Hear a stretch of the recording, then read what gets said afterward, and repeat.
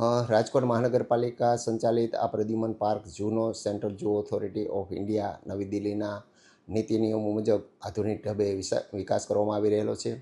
હાલ અત્યારે ઝૂ ખાતે જુદી જુદી 69 પ્રજાતિઓના 595થી પણ વધારે પ્રાણી પક્ષીઓ પ્રદર્શિત કરવામાં આવી રહેલા છે. આ તમામ પ્રાણી પક્ષીઓને અમે દર વર્ષે જુદી જુદી ઋતુઓમાં કોઈ વિપરીત અસર ન થાય, ઋતુઓની કોઈ આડઅસર ન થાય, પ્રાણીઓની તંદુરસ્તી જળવાઈ રહે તે માટે ખાસ પ્રકારની તકેદારી અમે રાખતા હોય છે અને એ પ્રકારની અમે તૈયારી કરતા હોય છે.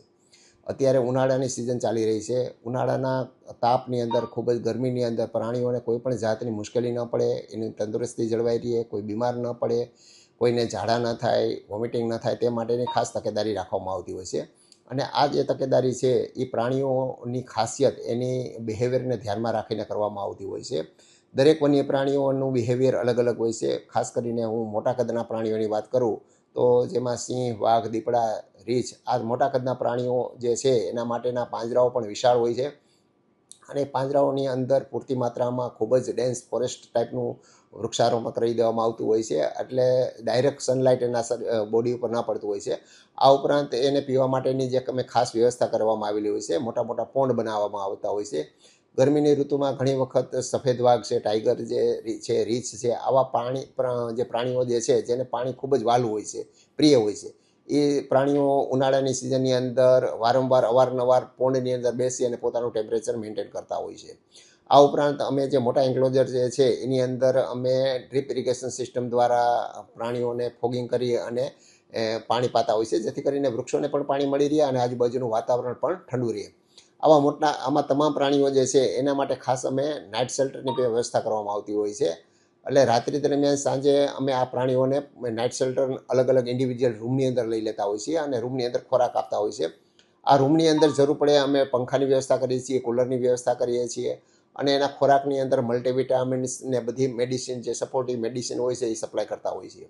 અને પીવાના પાણીની અંદર ORS મિક્સ કરતા હોય છે, જેથી કરીને એને ડિહાઇડ્રેશન ન થાય, ડાયરિયા ન થાય એ માટેની વ્યવસ્થા થતી હોય છે.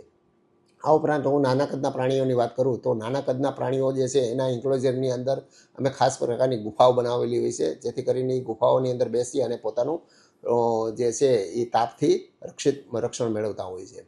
આ ઉપરાંત હું પક્ષીઓની વાત કરું તો પક્ષીઓના પિંજરા જે છે એના ઉપર અમે ખાસ પ્રકારનું સૂકું ઘાસ અને એગ્રોને ઢાંકી અને સનલાઇટથી એનો બચાવ કરતા હોય છે અને પિંજરાની અંદર ફોગર સિસ્ટમ ગોઠવી અને વાતાવરણ ઠંડુ રાખતા હોય છીએ. ફ્રૂટ ખાતા પ્રાણીઓ જે છે, ખાસ કરીને જુદી જુદી પ્રકારના વાંદરાઓ જે છે, રિસેસ મકાક છે, બોનેટ મકાક છે, કોમન લંગૂર છે, રીંછ છે, આવા ફ્રૂટ ખાતા પ્રાણીઓ જે છે એ પ્રાણીઓને અમે એના ફ્રૂટ જે છે ખોરાક એને ખાસ પ્રકારના ટબની અંદર મૂકી અને ડીપ ફ્રીજની અંદર મોલ્ડ કરી અને આઈસ કેન્ડીના રૂપની અંદર દરરોજ અમે એને સપ્લાય કરતા હોઈએ છીએ, જેથી કરીને દિવસ દરમિયાન એને ફ્રૂટ પણ મળી રહે, પાણી પણ મળી રહે અને પોતે એન્જોય પણ કરી શકે. આ ઉપરાંત હું મગરની વાત કરું, જે સરીસૃપ, આવા મગર જે છે એ ઉનાળાની સિઝનની અંદર અમારે જો એન્ક્લોઝર છે એની અંદર ખૂબ વિશાળ પોન્ડ બનાવેલા હોય છે, ડીપ પોન્ડ હોય છે, 2.5 મીટર જેટલી ઊંડાઈ હોય છે. એટલે ઉનાળાની સિઝનની અંદર ઘણી વખત ઉપરનું પાણીનું લેયર હોય છે એ ગરમ હોય છે, પણ તળિયાનું જે લેયર હોય છે એ ઠંડુ હોય છે, એટલે પાણીની અંદર બેસીને પોતાનું ટેમ્પરેચર મેન્ટેન કરતા હોય છે.